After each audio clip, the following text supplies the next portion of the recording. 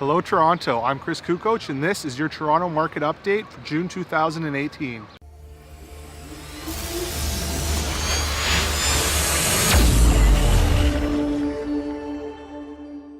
Welcome back guys, and thanks for watching By the Numbers. I'm your host, numbers guy Chris Kukoc. I'm also a realtor at Royal LePage Signature in the GTA. I'm here by the Humber River out in beautiful Bloor West Village. On my channel, we do real estate tips and tricks, what's going on in the community, and market update videos just like this one. So if you're new to the channel, please consider subscribing, and don't forget to ring that bell because I bring out a new video every single week and you do not want to miss anything. Let's get right into the details. In the month of May, we had 7,834 sales on the Toronto Real Estate Board, and the average price of a home sold was $805,000. That's a few less sales than we normally see at this time of year. I'd say we're down about 10%, but based on what's happened over the last year, I'd say that's okay. After a correction, it does take several months for the volume to come back to the market. The amount of time on the market stayed steady at about 20 days, and we're up to about 2.7 months of inventory, which crept up a little bit from last month, but we're still into what I would call weak sellers market territory. Now let's get into those Toronto specific numbers.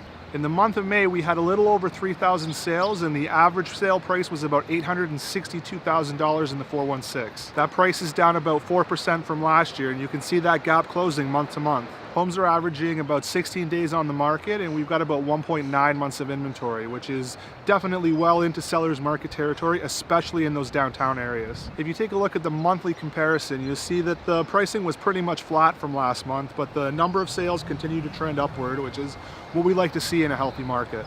As you can see, the number of listings has increased fairly sharply, which is reflected in the months of inventory, creeping up from 1.6 to 1.9 last month. Now let's take a look at those Toronto micro markets. The average price of a detached home in the 416 in the month of May was $1.43 million, which is down about a little over 5% from last year, and we've got about 2.9 months of inventory. Again, you can see the gap on those year-over-year comparisons is shrinking significantly from what it's been the last few months. The average price of a semi-detached home in Toronto was 1.03 months of inventory, which is about flat from last year, and there's only 1.5 months of inventory.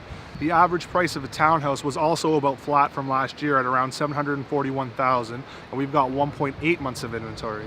And that condo market still continues to be by far the hottest market in the GTA.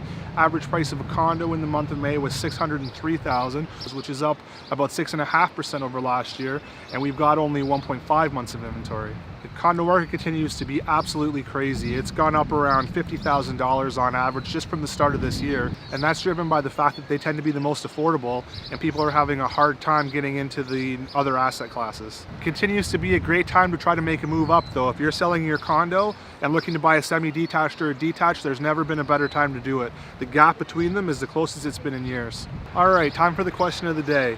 What's your preferred asset class? Would you rather live in a downtown condo, a semi in Leslieville, or maybe a detached up in York region? Let me know in the comments below what you think suits you and your family the best. All right, that's all for today, guys. If you like this video, don't forget to click that like button and share this video with a friend that will find it useful. Thanks for watching By the Numbers, and I'll see you next time.